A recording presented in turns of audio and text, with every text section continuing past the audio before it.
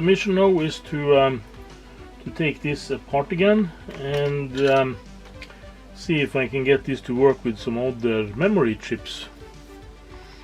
And I do have some candidates for memory chips that I'm going to try.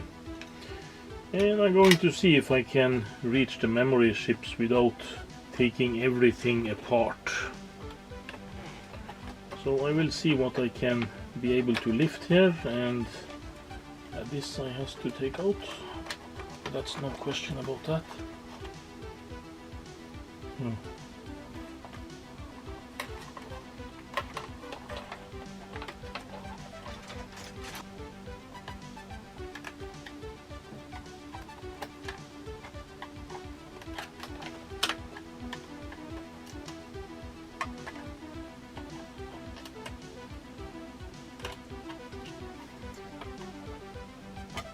Okay, now I have cut one of these wires, it seems.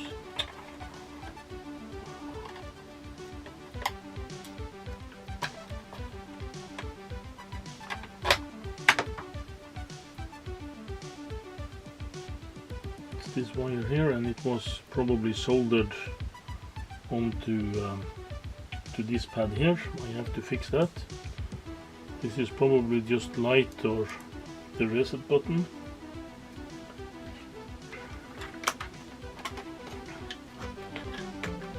Yeah, just let's try to make a small opening here so I can stick my hand in. Yeah, it's not possible to film, but I will be able to take out some of the memory chips here and replace them. Yeah, it's a bit of fiddling to get this out, and I have to try to be careful with the plastic holders so I don't break them, but the plastic seems to be quite sturdy, so I think that's going to be okay. And I of course have to remove all 4 of them to test some new ones. My supply of these memory chips is not plentiful, so I will try to buy a batch of these. I do have some laying around, but they are scattered about, it seems. So I will try this new one, and this is just 3 chip parts, so they might be a bit new for a 1990 computer, but it all depends on the addressing schemes that's put out on these. Some of these take only ones with separate chips for each bit, and some take these better than others.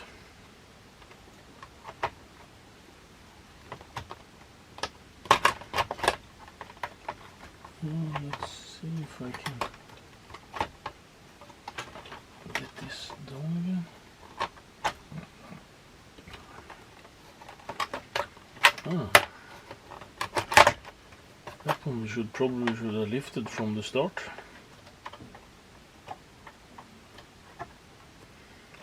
And this one seems okay. This one we won't bother, that's the battery. This one is just reset and light, and also there is this resistor that is loose here. I will have to solder that in place too as well when I fix these leads, but I don't think I need that to do a quick test.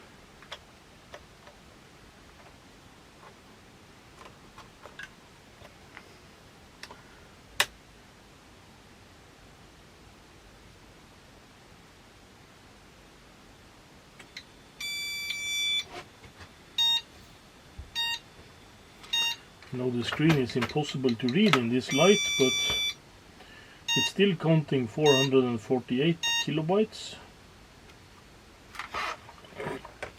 I will try to go into the CMOS settings.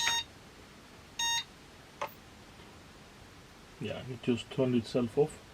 Maybe I need to replace this power supply with something better.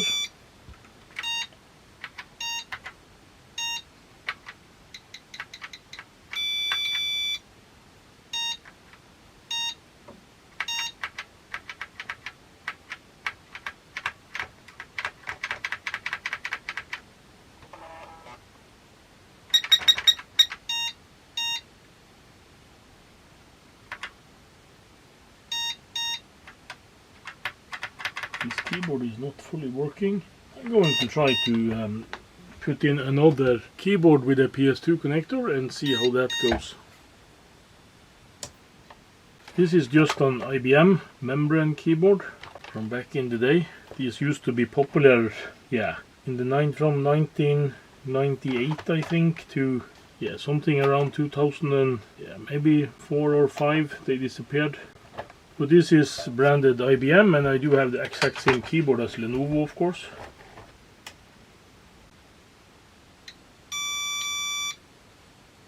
I of course don't know if this keyboard connector is standard or not. But it's strange if they would have bothered to make this a non-standard one.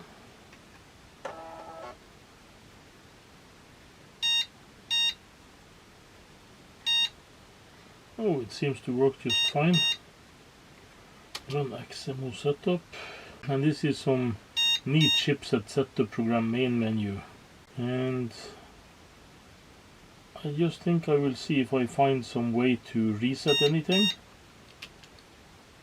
This is just register based, so you can do almost everything in here probably, but you need documentation.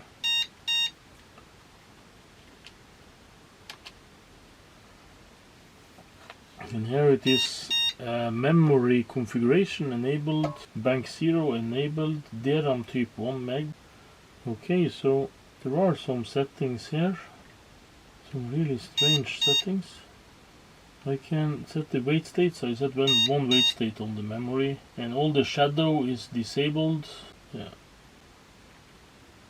Right, CMOS registers and exit.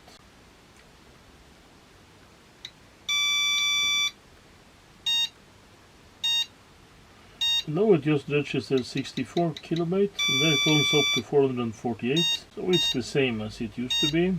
I will just see if there is some way to do a complete reset of the CMOS settings.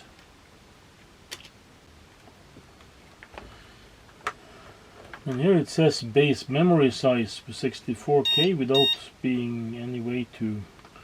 let's see what I have for hard drive options here. It's user type but no auto detect. Okay. Keyboard instant, sketch RAM option.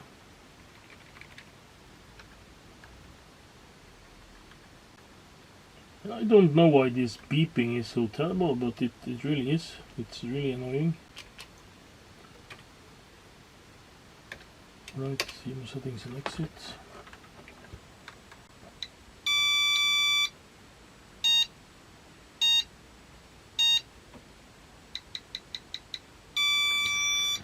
I will find some really old memory chips and try to put them in here. I do think I will have to ride in other systems to find 256K pieces. I need 2 of them and see if I can have this at 512 kilobyte.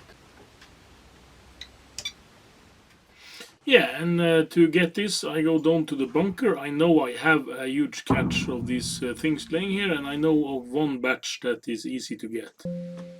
And for those of you who have asked, yes, this is a real bomb shelter. You can see the Norwegian government's authority sign on this door. So this is the real deal. Yeah, and inside here I have several rooms here, but I do have 2 of my main storage areas here, and this is the biggest of the storage rooms, and you can't see the whole room in this take, but you can see some of it. And you can see there are huge stacks of everything, newer stuff and older stuff, and it's kind of stacked, yeah, willy-nilly. It's not sorted in any way, and I do tend to keep the stuff I need to look into out in the front, and when I have done stuff I see it in the back. And this is 72 pin memory. And here I do have some 30 pin memory, and this is placed in the original anti-static container that they come when they was new. So that is what we are going to take with us home. And I just check out what else I do have in this box. This is a couple of Pentiums. And this one, yeah, it's slightly older Pentiums. I think, yes, it is one original Pentium, one Pentium Pro, and just a 478 socket thing that's in the same box. Yeah, I don't think I have anything else down here with 30 pin memory. This is a newer socket 7 board, and this is Pentium 2 of some sort. So I'm going to just grab this. This is, by the way, Amiga 1000. We have some ThinkPads, and we do have some Amigas. We do have some Commodore 128, some monitors, some IBM stuff. Yeah, another 128. There's a lot of stuff here. There's a IBM placed down there, and we do have some, yeah, all other knickknacks and computers laying about here. But this is just one of the shelves, so there are some more here in the back. Yeah, I try to keep most of my valuable stuff down here, and also some of the things that take up a lot of space.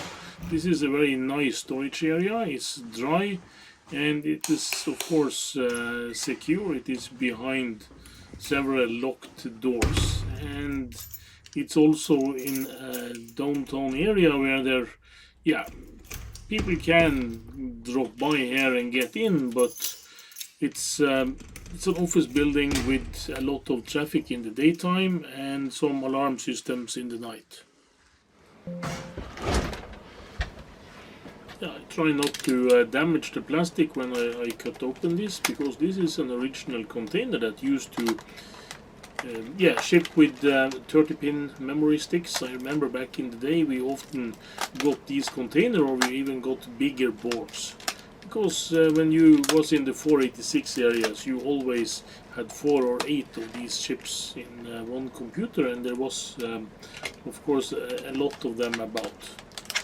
And this is quite old, and the tape is even starting to get yellow and brittle in this, so they have been laying around in my basement for maybe 15 years, maybe 20 years. I don't remember when I got this exact batch. And these are ships with 3 ships, and that's not really what I need, but I'm just going to check the size on these. This is it's difficult to see. It's 44, so it's 4 gigabyte and 1 gigabyte, so this is also 1 megabyte piece. Maybe at this time people have thrown away their 256 megabyte pieces.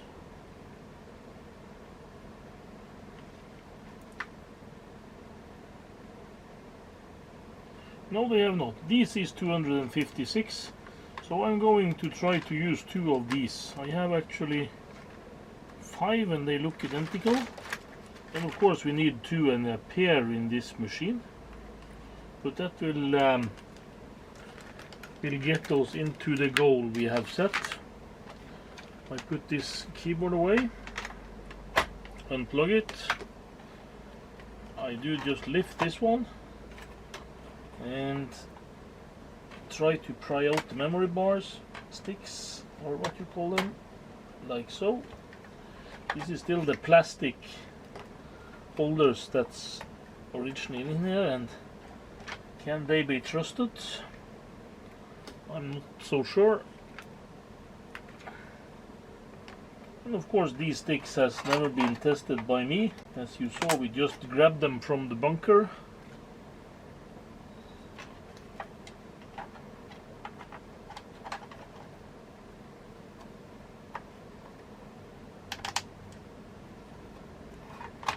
Like so.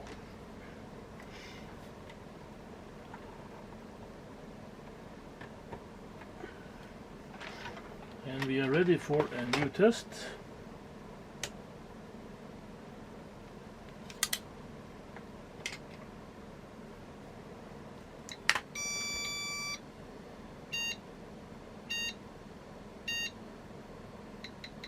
It's still beeping and counting to 448 kilobytes.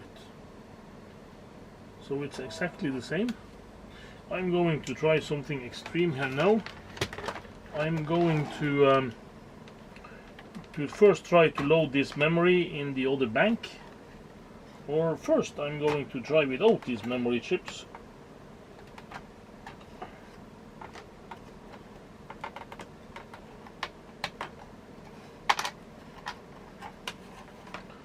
Like so.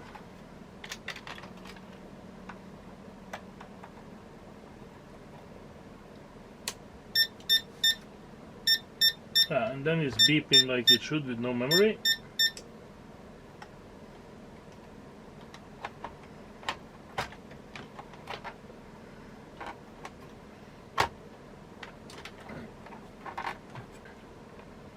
And then I try with my gold-plated 256K and try them in the other memory bank.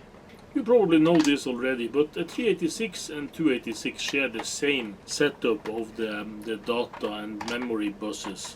And they have a 16-bit wide bus, and that means that you have to have two of these 9-bit, 8-bit plus parity on each bank.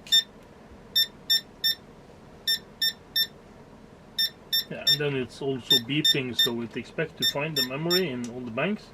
And I can also check if this system has 8-bit memory bus.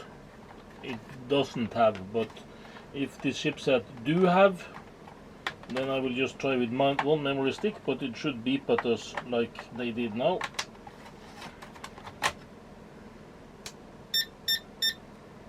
Yeah, and of course it did.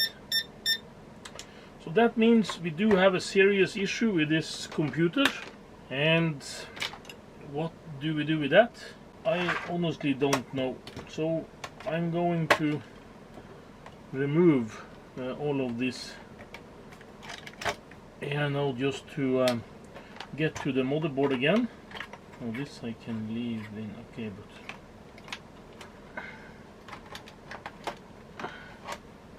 yeah, it was the floppy.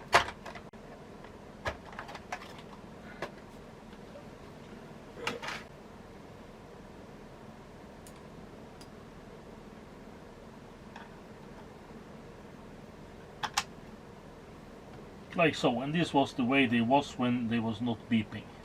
I am going to test one more thing on this computer before I park it now, and that is I'm going to take my scope meter and measure the 5 volt and the 12 volt rail on this computer to see if there is any ripple that can explain what goes wrong. And I do see some things. This computer could never have worked with the external bus, because here you have one pin that is not soldered in. Yeah, maybe it can actually just reach the hole, but it doesn't go all the way through. And as we said, there is no corrosion on this machine whatsoever, so everything looks quite hunky-dory in here.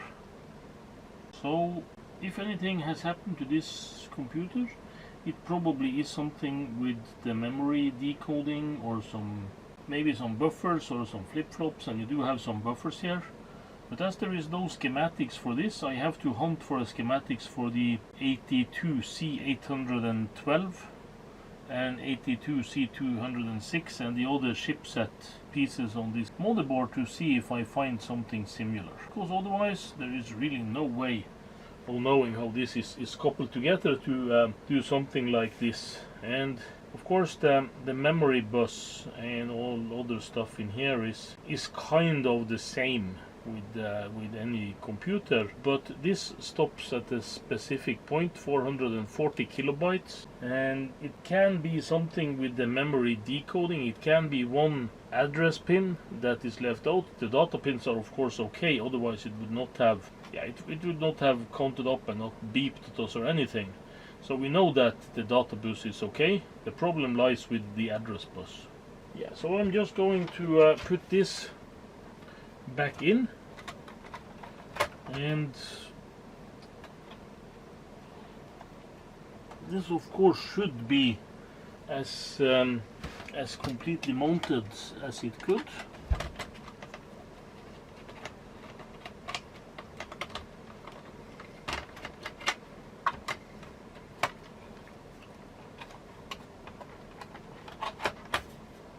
This is from the power supply, and this is the on-off switch.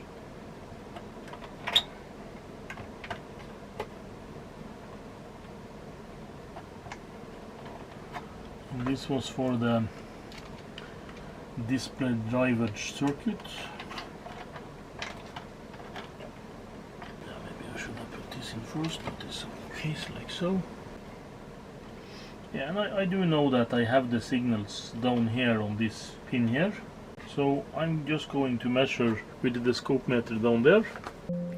And just to make clear, when I talk about pins and headers and signals, I mean the breakout plug for the 12 5V and ground for the hard drive connection. There I find everything I will need to measure this. Yeah, I will keep this one connected as it draws some milliamps of 5V. Like so. And here I'm going to volt DC, like so.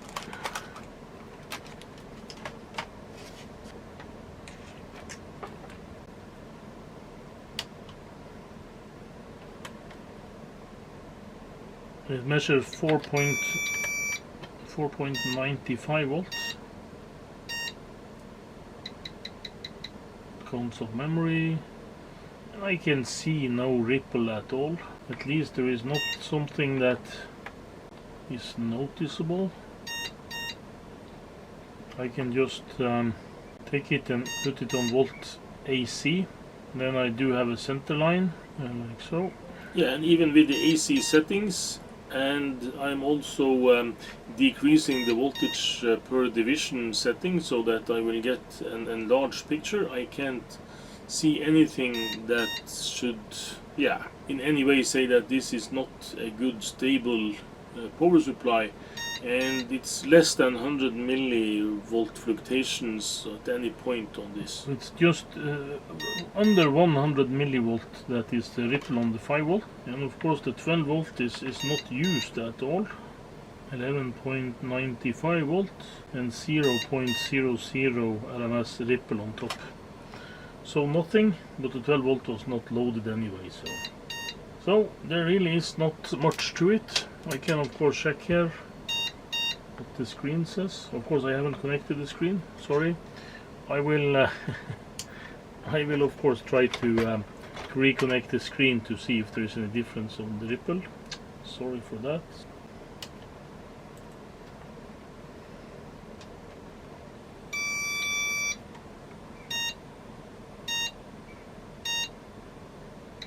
No change at all, so nothing much.